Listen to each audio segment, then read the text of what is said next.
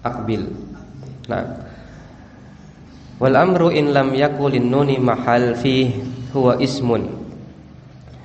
Wal amru, dan sesuatu yang menunjukkan perintah, jika tidak dapat menerima tempat untuk nun taukid, huwa ismun, maka kata yang menunjukkan makna perintah tersebut adalah isim, bukan fi'il amr. Contohnya adalah pada kata sah, yang artinya diam, diamlah. Kemudian hayyahal, yang artinya kemarilah. Qala syarih, idza dalatil kalimatu 'ala talab, apabila ada sebuah kata yang menunjukkan makna perintah, walam taqbal nun taukidi, namun dia tidak bisa menerima nun taukid, fahiya ismu fi'li amrin, maka dia adalah isim fi'il amr. Contohnya adalah kata sah, idza takallama ghairuka, yang mau sah atau sahin, kedua-duanya menunjukkan makna diamlah. Sahin idza takallama ghairuka, diamlah dari semua pembicaraan apabila orang lain sedang berbicara. Fahiyah, maka kata sahin atau sah, indalat ala talabis sukut, meskipun menunjukkan makna talab, menuntut orang lain, menyuruh orang lain as-sukut, untuk diam, li'annaha bimakna uskut, karena dia maknanya adalah uskut, ya diamlah. Lakinnaha la taqbalun nuna, akan tetapi dia tidak bisa menerima nun taukid, sehingga tidak bisa kita statuskan sebagai fi'il amr. Wa mithluhu, dan semisal sah adalah kata hayyahal bimakna aqbil, yang maknanya adalah aqbil, kemarilah.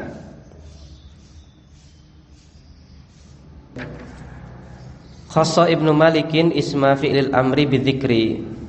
Ibnu Malik mengkhususkan, menyebutkan isim fi'il amr dunasmil fi'il mudhari, namun beliau tidak menyebutkan isim fi'il mudhari.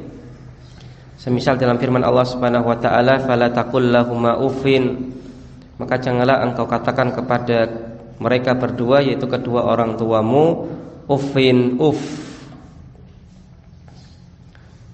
Lihat footnote. Qauluhu ta'ala, firman Allah Subhanahu wa taala, fala taqul lahuma uffin. Uffin di sini adalah ismu fi'lin mudhari'in, isim fi'il mudhari, bimakna atadajjaru, maknanya adalah atadajjaru, aku bosan. Mabniun ala kasri, dia mabni atas kasrah, la mahalla lahu, tidak ada kedudukannya. Wal fa'ilu, dan fa'ilnya adalah dhamirun mustatirun wujuban, dhamir mustatir wujub, wajib mustatir. Takdiruhu ana, kalau dimunculkan munculnya adalah ana. Kembali ke atas. Ai, maksudnya adalah atadajjaru, ya aku bosan. Dan Ibnu Malik juga tidak menyebutkan ismil fi'lil madhi, isim fi'il madhi. Contohnya adalah kata hayhata lima tu'adun. Lihat footnote nomor 2. Hayhata di sini adalah ismu fi'lin madhin, dia isim fi'il madhi. Mabniun alal fathi, dia mabni atas fathah, la mahalal lahu, tidak ada kedudukannya. Adapun wasaniyatu, kata hayhata yang kedua, taukidun, ini adalah taukid, yaitu taukid lafzi, karena diulang saja. Kemudian allamu zaidatun i'raban, pada 5 lamnya di sini adalah secara i'rab dia adalah lam zaidah. La ma'nan, namun secara makna ini bukan dia lam zaidah secara i'rab, namun secara makna ini bukan sekedar tambahan, semata-mata tambahan. Atau maaf, ini bukan la ma'nan, ya zaidah i'raban, la makna, dia cuma tambahan saja dari sisi i'rab. Kalau kita baca la ma'nan berarti secara makna dia ada maknanya, yaitu makna taukid. Kemudian kata ma-nya di sini adalah fa'ilun, fa'ilnya. Fa'il dari kata hayhata lima tu'ad, dari kalimat hayhata lima tu'adun. Kemudian kalimat tu'aduna di sini adalah dia silatun, ya silah mausul karena ma-nya adalah isim mausul. Ai arti kalimat tersebut atau firman Allah tersebut adalah ba'uda ma tu'adunahu minal ba'tsi. Sungguh jauh minal ba'tsi, hari kebangkitan, ma tu'adun, yang dijanjikan kepada kalian oleh Allah. Maka hayhata bermakna ba'uda, sungguh jauh. Kembali ke asal, ai maksudnya adalah ba'uda, ya, jauh, sungguh jauh.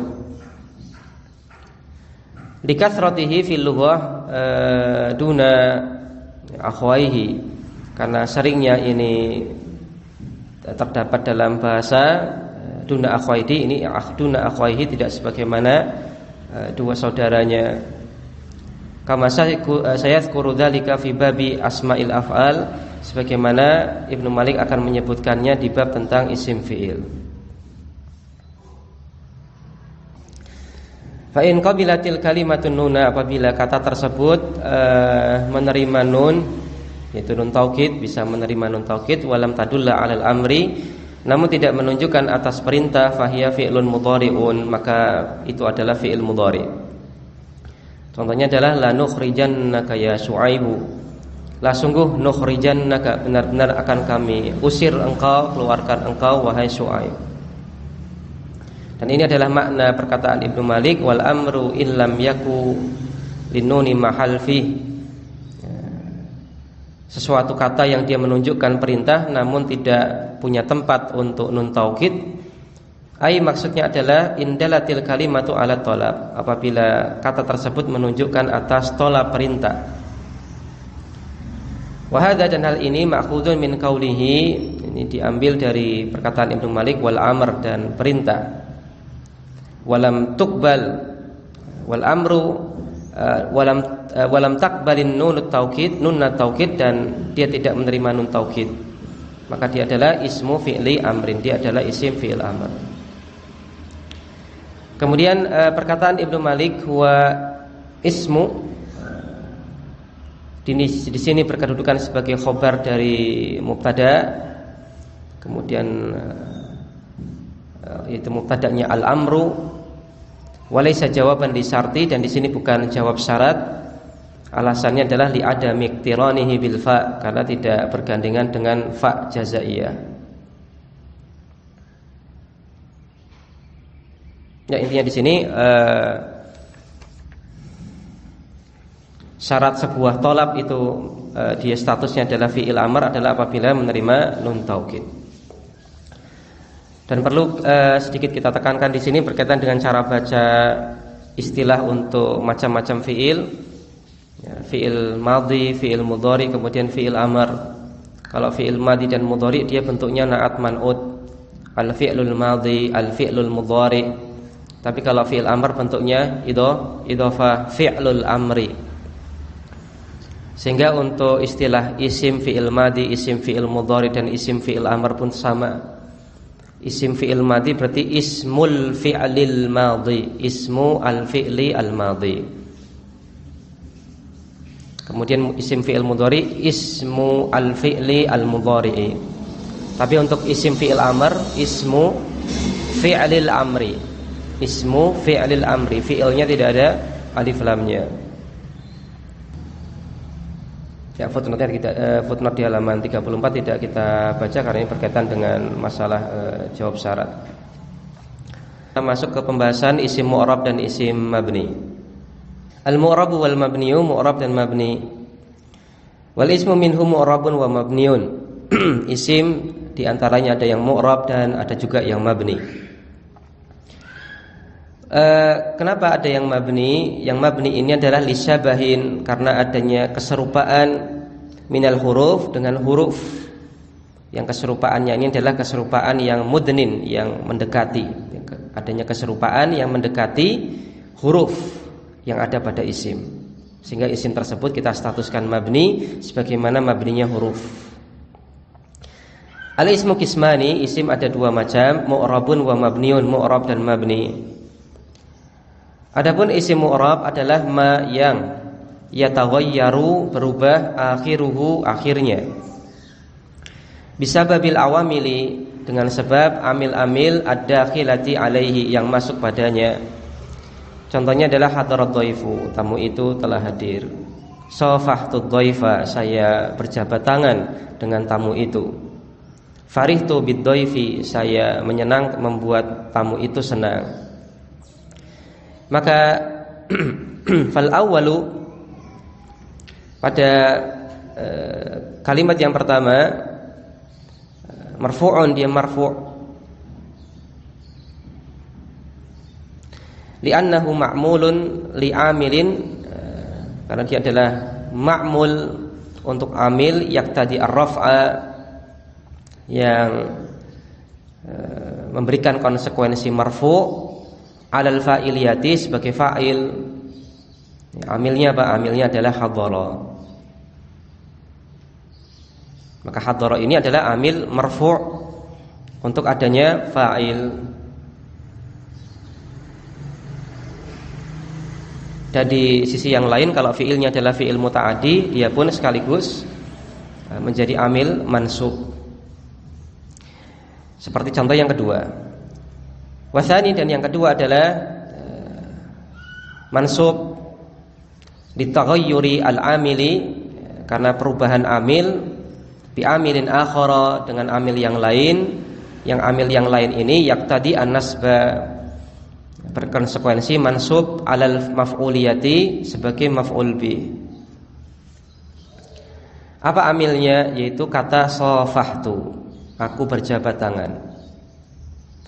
Wasalif, adapun yang ketiga, contoh yang ketiga itu adalah majrurun, majrur litaghayyuril amili, karena perubahan amil, bi amilin akhara, dengan amil yang lain, yaktadi al-jarra, yang berkonsekuensi majrur, wa huwal ba'u, yaitu huruf jarba.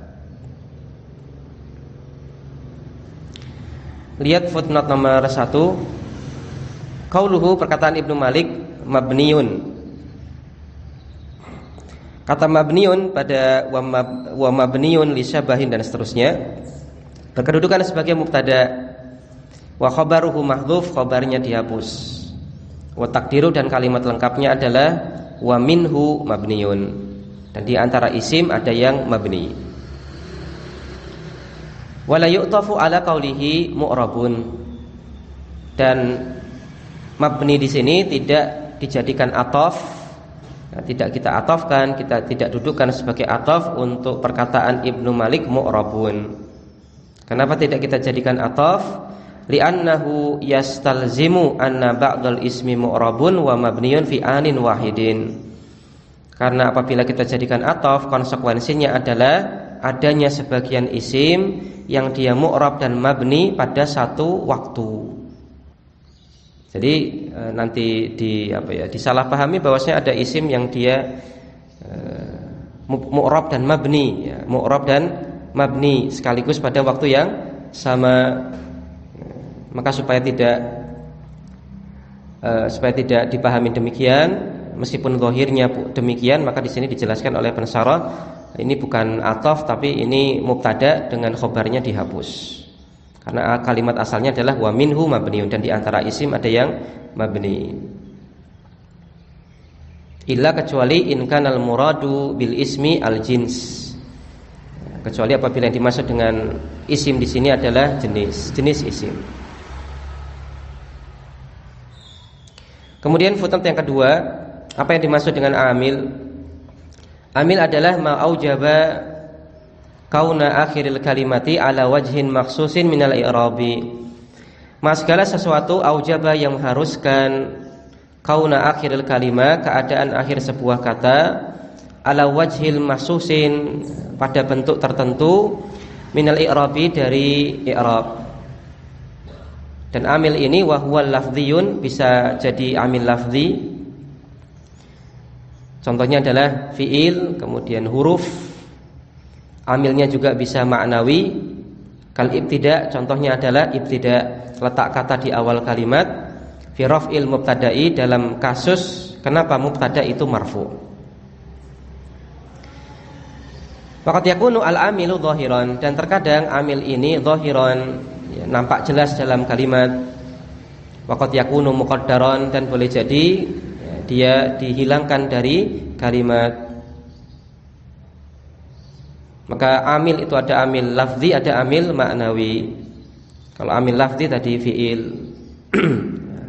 Fiil merupakan amil untuk rafa'nya fa'il. Kalau fiilnya fiil muta'addi, maka dia amil juga untuk mansubnya maf'ul bi.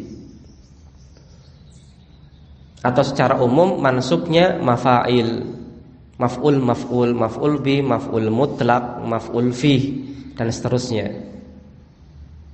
Ingat, mafa'il itu ada 5. Yang pertama adalah maf'ul bi, kemudian maf'ul li ajli, maf'ul fi, maf'ul mutlak, maf'ul ma'ah. Yang kesemua mafa'il ini itu adalah ma'mul dari fi'il. Dia adalah ma'mul dari fi'il. Artinya apa? Artinya fi'il ini merupakan amil untuk mafa'il, berbagai macam maf'ul, tidak hanya maf'ul bih. Kemudian huruf amil lafzi yang berupa huruf, ima hurufnya ini nanti masuknya ke isim atau masuknya ke fi'il atau masuk ke dua-duanya. Ya, contohnya adalah yang masuk ke isim adalah huruf jar, yang masuk ke fi'il adalah alat penjazam, atau yang bisa masuk pada fi'il atau bisa masuk pada isim. Contohnya adalah huruf ataf, maka dia bisa masuk pada fi'il, bisa masuk pada isim. Maka ini adalah amilnya amil lafzi. Ada juga amil namun amilnya maknawi. Contohnya adalah kenapa mubtada itu rafa? Nah, jawabannya adalah karena ibtida, karena letak dia di awal kalimat. Kemudian dari sisi disebutkan secara tegas atau tidak dalam kalimat, maka terbagi jadi 2, ada amil zahir, ada amil takdiri. Wa amal ma'mulu, adapun ma'mul fahuwa, maka dia adalah madkhulul amil, sesuatu yang kemasukan amil. Wa mahallu ta'thirihi, dan tempat amil berpengaruh. Contoh ma'mul itu adalah al-fa'il, fa'il wal mafa'ili, dan berbagai macam maf'ul yang ada 5 tadi, maf'ul bi, maf'ul li ajli, dan seterusnya. Ada amil, ada maf'ul, ma'mul, ada amil, ada ma'mul. Dan saya ingatkan kembali kalau membahas amil sama ma'mul ini tidak perlu diterjemahkan mentah-mentah. Amil ya amil, ma'mul ya ma'mul. Maka jangan sampai antum menerjemahkan istilah amil dan ma'mul dengan terjemah amil yang melakukan, ma'mul yang dilakukan. Dan saya pribadi pernah membaca ada kitab nahwu sharaf terjemahan itu, ya karena semuanya diterjemahkan, ya, semua istilah itu diterjemahkan, dan tanpa memberikan catatan tambahan tentang apa maksudnya.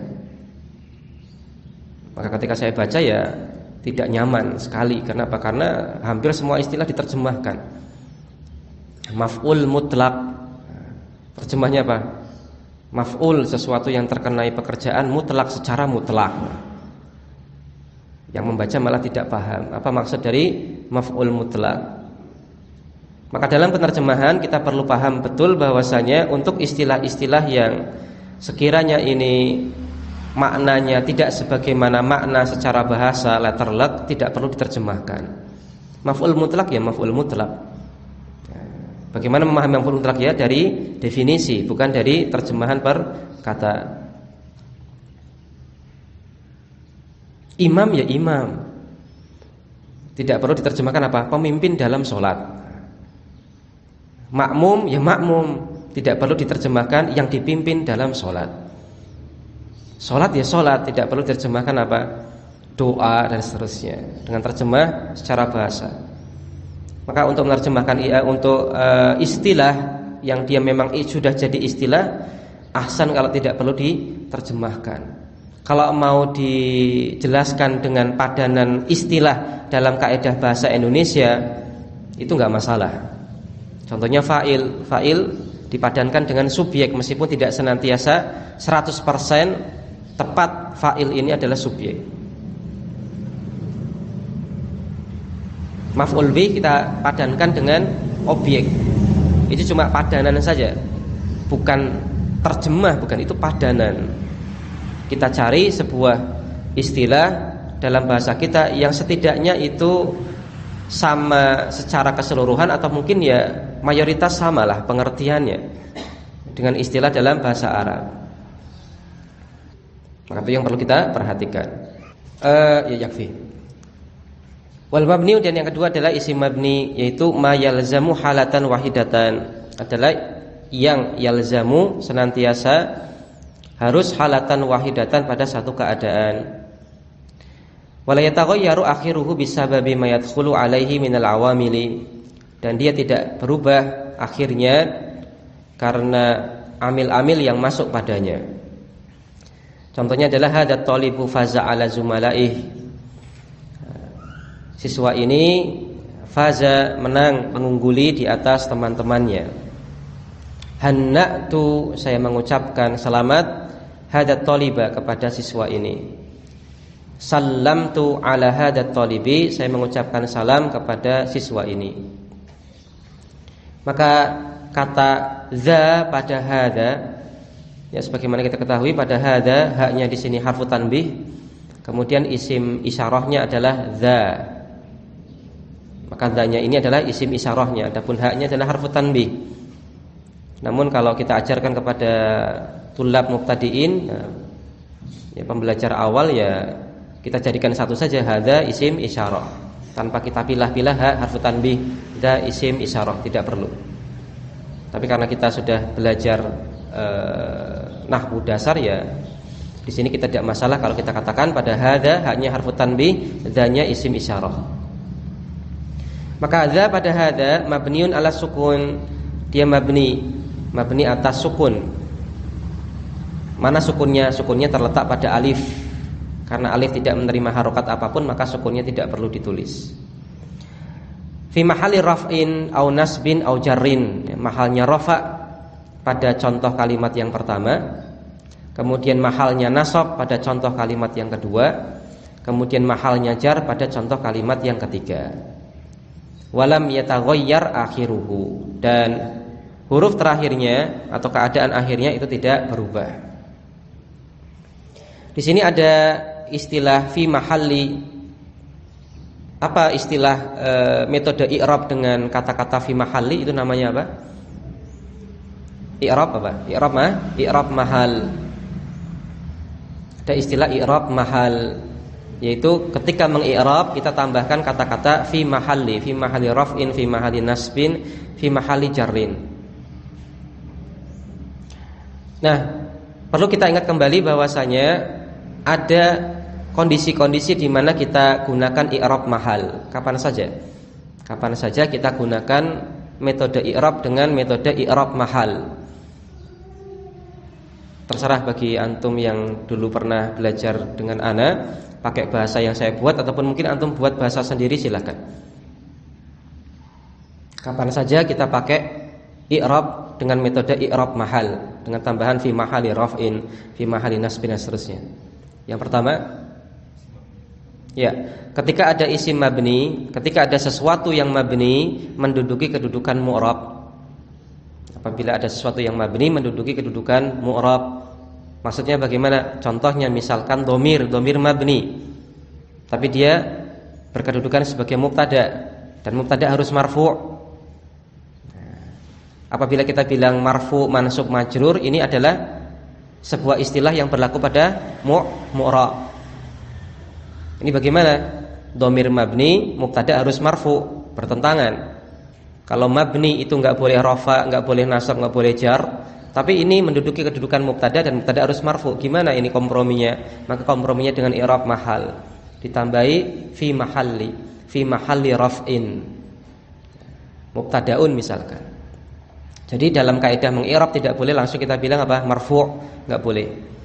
Ana thalibun, ana mubtada, marfu' enggak boleh. Fi mahalli raf'in, pakai i'rab mahal. Itu yang pertama. Apabila ada sesuatu yang mabni menduduki kedudukan mu'rab. Yang kedua, apabila ada jumlah yang menduduki kedudukan mu'rab. Apabila ada jumlah ataupun sibhul jumlah menduduki kedudukan mu'rab. Contohnya apa? Contohnya jumlah fi'liyah atau ismiyah yang menduduki kedudukan khobar. Perlu kita ingat kembali bahwasanya istilah rafa, nasab, jar, jazam itu adalah istilah-istilah yang hanya layak disandang oleh satuan kata. Istilah-istilah yang hanya layak disandang oleh satuan kata, bukan susunan kata. Tapi kok ternyata ada susunan kata yang dia menduduki kedudukan mu'rab. Contohnya tadi ada jumlah fi'liyah atau ismiyah, kok satu kesatuannya ini menduduki sebagai khobar. Dan khobar ini harusnya marfu'. Khobar harusnya marfu'. Dan marfu' tadi kita katakan adalah istilah yang hanya layak disandang oleh satuan kata. Maka ini bertentangan. Ini ada susunan kata kok menduduki kedudukan yang harusnya disandang oleh satuan kata, yaitu marfu' tadi. Gimana komprominya? I'rab mahal. Maka misalkan kalimat ana ajlisu 'alal kursiyyi. Ana ajlisu 'alal kursiyyi, saya sedang duduk di atas kursi. Gimana kita mengi'rab ajlisu? Maka i'rabnya adalah ajlisu jumlatun fi'liyatun fi mahalli raf'in khobarun. Jumlatun fi'liyatun, dia jumlah fi'liyah karena ajlisu sudah fi'il fa'il. Fa'ilnya dhamir mustatir takdiruhu ana. Ananya kembali ke ana yang pertama, yaitu mubtada'nya. Kemudian fi'ilnya adalah ajlisu itu sendiri. Dia fi'il mudhari' marfu' karena tidak ada alat penasab penjazam. Maka fi'il dan fa'il yaitu ajlisu, maka dia jumlah fi'liyah fi mahalli raf'in khobarun. Maka harus ada fi mahalli raf'in, tidak boleh kita bilang marfu'. Maka itu adalah di antara keadaan di mana kita gunakan i'rab mahal. Yang pertama adalah apabila ada sesuatu yang mabni menduduki kedudukan mu'rab. Yang kedua adalah apabila jumlah ataupun sibhul jumlah menduduki kedudukan mu'rab. Wasababu bina'il ismi, dan sebab kenapa ada isim mabni adalah musyabahatuhu al-harfa, karena dia mirip dengan huruf. Fi wajhin minal aujuhi, di berbagai sisi. Allati sayadkuruha, yang akan disebutkan oleh Ibnu Malik.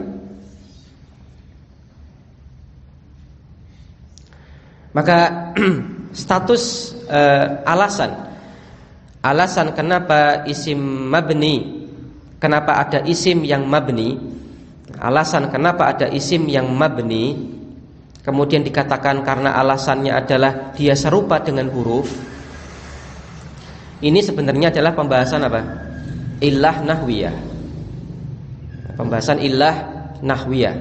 Apa itu illah nahwiyah? Alasan-alasan yang diklaim oleh para ulama untuk jadi alasan untuk kasus-kasus nahwu. Contohnya di sini, kenapa ada isim yang mabni? Kenapa ada isim yang mabni? Maka alasannya adalah para ulama mengatakan karena ada isim yang mirip dengan huruf dan huruf mabni. Dari sisi sama apanya nanti dijelaskan oleh penulis. Padahal di muqaddimah pensyarah mengatakan untuk illah nahwiyah itu beliau enggak terlalu setuju. Pembahasan illah nahwiyah itu beliau enggak terlalu setuju. Karena alasan yang tepat untuk suatu kasus kenapa dibaca kayak gini enggak tanwin, kenapa mabni, alasan tepatnya adalah ya karena orang Arab kayak gitu makanya ya sudah. Artinya apa? Alasannya adalah sama, dengar, terima. Dan beliau sampaikan di muqaddimah, beliau akan menjauhi membahas ilah nahwiyah kecuali kalau memang itu disebutkan oleh Ibnu Malik. Maka contohnya di sini, Kenapa kok ada isim yang mabni? Kemudian alasannya karena ada yang mirip dengan huruf, maka ini ilah nahwiyah. Dan ini sebenarnya dijauhi pembahasannya oleh pensyarah, sehingga beliau katakan di footnote nomor 3, Azkuru hadhihi tafasila, saya sebutkan rincian ini min babi taudhihil alfiyati, dalam rangka untuk menjelaskan alfiyah. Ya, karena Ibnu Malik menyampaikan, ya sudah dijelaskan. Wa illa, jika tidak demikian, fal qaidatu as-salimatu fi hadzal babi wa ghairihi huwas sama'u 'anil arabi al-awwali. Jika bukan karena alasan demikian, sebenarnya kaidah yang selamat, kaidah yang benar dalam bab ini dan bab yang lain, kaidahnya adalah as-sama' 'anil arab al-awail. Semata-mata kita dengar dari orang Arab terdahulu, dengar terima. Tidak perlu kita kasih alasan-alasan kemudian kita klaim sebagai alasan kenapa demikian dan demikian. Wa amaliyatul i'rabi wal bina'i hiya muhakatul arabi. Adapun amalan pada i'rab dan bina itu adalah sesuatu yang kita dapatkan ceritanya dari orang Arab terdahulu. Famalazima halatan wahidatan bunya. Maka segala sesuatu, semua kata yang dia senantiasa pada satu keadaan tidak berubah, bunya, maka kita mabnikan. Wa mataghayyara akhiruhu bitaghayyuril amili uriba. Maka segala sesuatu yang berubah akhirnya karena berubahnya amil, maka uriba, maka kita i'rab, ya, maka kita katakan dia mu'rab. Silakan lihat di muqaddimah kitab ini di poin nomor 6. Di muqaddimah beliau sudah sampaikan banyak poin yang beliau jelaskan apa amalan beliau untuk mensyarah kitab Alfiyah ini. Poin-poinnya telah beliau jelaskan, dan pada poin 6 beliau sampaikan saya nggak akan bahas ilah nahwiyah kecuali memang ini disebutkan oleh Ibnu Malik, karena beliau kurang setuju dengan pembahasan ilah nahwiyah. Wa makna al-baiti, kembali ke asal. Makna bait tersebut adalah annal isma minhu ma huwa mu'rabun wa minhu ma huwa mabniun. Sesungguhnya isim diantaranya ada yang mu'rab dan diantaranya ada yang mabni. Bisababis sabahil ladzi qarrabahu minal huruf minal harfi. Karena adanya sabah keserupaan, yang keserupaan ini mendekatkannya ke huruf. Perkataan Ibnu Malik mudni, dengan adanya ya. Mudni di sini adalah ismu fa'ilin min adna, isim fa'il dari kata adna. Adna artinya mendekatkan. Taqulu, seperti engkau katakan, adnaitu as-syai'a min as-syai'i, saya dekatkan hal itu dengan hal ini. Maksudnya adalah idza qarrabtahu minhu, apabila engkau dekatkan hal tersebut dari hal yang lain. Adapun di sini kata mudni ada ya. Kenapa ada ya? Maka ya-nya di sini zaidatun. Nah, ya-nya cuma tambahan saja. Lil isba', karena isba', ya kurang lebih karena darurat, karena sebelumnya itu di potongan setengah bait sebelumnya, wal ismu minhu mu'rabun wa mabniyun. Ada ya-nya, mabni, ada ya-nya. Kemudian potongan bait setelahnya supaya bunyi akhirnya sama, maka ditambahkan ya, disabahin minal hurufi mudni, supaya lebih indah. Wal aslu, meskipun pada asalnya adalah mudnin, lianna ya al manqusi al munakkari ghairul mansubi, munakkari ghairul mansubi tuhdhafu wujuban. Karena ya pada isim manqus yang nakirah dan tidak dalam keadaan mansub, maka ya-nya ini harus dihapus. Ya, kata aslinya adalah al-mudni. Al-mudni, al-mudni ada ya-nya, yaitu ya isim manqus. Dengan kata lain, al-mudni ini adalah isim manqus. Dan isim manqus apabila kita hilangkan alif lamnya, maka kita tanwin mudnin, sekaligus ya isim manqusnya kita hilangkan. maka menjadi mudnin. Hanya saja di sini ditambahkan oleh Ibnu Malik ada ya, supaya apa? Supaya bunyi akhir dari potongan setengah bait sebelum dengan sesudah itu sama-sama dayanya. Contoh hal ini, contoh lain adalah kalimat hadza sa'in ilal khairi. Ini adalah orang yang berbuat kebaikan. Maka di sini kata sa'in aslinya adalah as-sa'i, isim manqus. Cuman alif lamnya kita hilangkan, efeknya adalah ya manqusnya hilang. Kemudian ainnya ditanwin jadinya sa'in. Semisal al-qadhi jadi qadin, al-hadi jadi hadin, dan seterusnya. Dan perlu kita ingat lagi bahwasanya isim manqus ketika mansub maka ya-nya tetap ditulis. Maka misalkan kalau di muyasar apa pakai kata al-qadhi ya. Kalau marfu al-qadhi, marfu dengan dhammah muqaddarah. Mansub al-qadhiyah, mansubnya dengan fathah dhahirah. Majrur al-qadhi dengan kasrah muqaddarah. Maka pada isim manqus ketika dia mansub, selain harokat i'rabnya itu nampak yaitu fathahnya dhahirah, plus ya-nya tetap ditulis. Ya isim manqusnya tetap ditulis al-qadhiyah. Dan ini pun berlaku ketika dia alif lamnya dihilangkan. Maka menjadi qadin marfu dengan tanda dhammah muqaddarah, qadiyan mansub dengan tanda fathah dhahirah, qadin majrur dengan tanda kasrah muqaddarah. Jadi baik ada alif lamnya atau tidak ada alif lamnya, tanda i'rabnya sama. Ini yang mungkin sering kita bingung. Tapi perlu kita pertegas di sini. Pada isim manqus baik yang ada alif lamnya atau tidak ada alif lamnya, tanda i'rabnya sama. Dhammah muqaddarah, fathah dhahirah, kasrah muqaddarah. Dan perlu dijadikan catatan penting itu adalah ketika mansub ya-nya tetap ditulis. Tidak sebagaimana ketika rafa dan jar ya-nya dibuang. Kalau mansub ya tambahkan alif seperti itu. Meskipun ini cuma statusnya apa? Ya bukan kalau di sini kan mudninya di sini dia tidak mansub, dia marfu aslinya, cuman ditambah ya zaidah karena apa? Supaya sama bunyi dengan potongan bait sebelumnya. Kalau mansub ya ya-nya ini enggak jadi ya zaidah.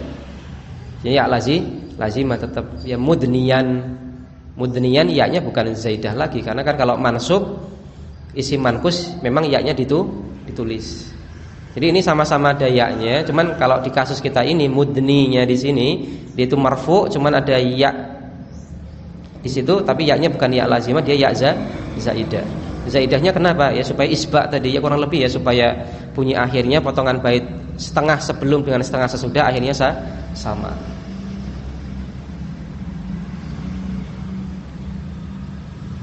Ya insyaallah untuk pagi hari ini kita cukupkan, kita lanjutkan di pekan depan. Subhanakallahumma bihamdik asyhadu an la ilaha illa anta astaghfiruka wa atubu ilaik.